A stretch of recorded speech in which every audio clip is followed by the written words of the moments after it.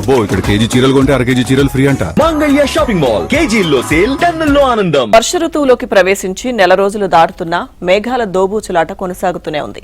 ఇప్పటికీ ఎండలు దంచి కొడుతున్నాయి. మరో 10 రోజుల పాటు ఇదే పరిస్థితి ఉంటుందని వాతావరణ నిపుణులు అంచనా వేస్తున్నారు. ఎల్నినో కారణంగా వర్షాలు లేకపోవడంతో తెలంగాణలో పగటిపూట ఉష్ణోగ్రతలు గణనీయంగా పెరుగుతున్నాయి.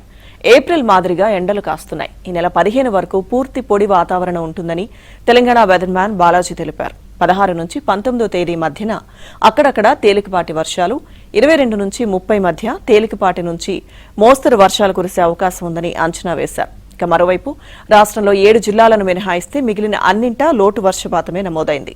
ఈ నెలలో 8 సెంటీమీటర్ల వర్షపాతం నమోదు కావాల్సి ఉండగా ఇప్పటి వరకు కేవలం 4 సెంటీమీటర్ల వర్షమే కురిసింది.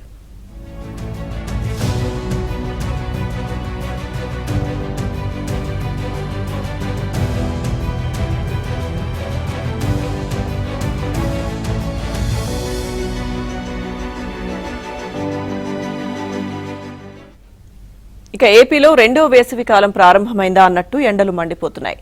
2-3 రోజుల క్రితం మొదలైన ఎండ తీవ్రత మరింత పెరిగింది. పశ్చిమ గోదావరి, కోనసీమ, ఎన్టీఆర్, కృష్ణా, బాపట్ల, గుంటూరు, పల్నాడు జిల్లాలో నిన్న వడగాల్పులు వీచాయి. కోస్తాలో మిగిలిన ప్రాంతాలు, రాయలసీమలో కొన్ని ప్రాంతాల్లో అక్కడక్కడ వేడి వాతావరణం నెలకొంది. రాష్ట్రంలో ఎక్కడా మేఘాలు లేకపోవడం, పశ్చిమ వాయువ్య దిశ నుంచి పొడిగాలులు వీస్తుండటంతో వేసవి పరిస్థితులు నెలకొన్నాయి. తిరుపతిలో 41, జంగమహేశ్వరపురంలో 40.5, బాపట్లలో 40.2 డిగ్రీల గరిష్ట ఉష్ణోగ్రతలు నమోదయ్యాయి. ఇక రానున్న 2-3 రోజులు కోస్తాలో పలుచోట్ల వడగాల్పులు వీస్తాయని వాతావరణ శాఖ తెలిపింది.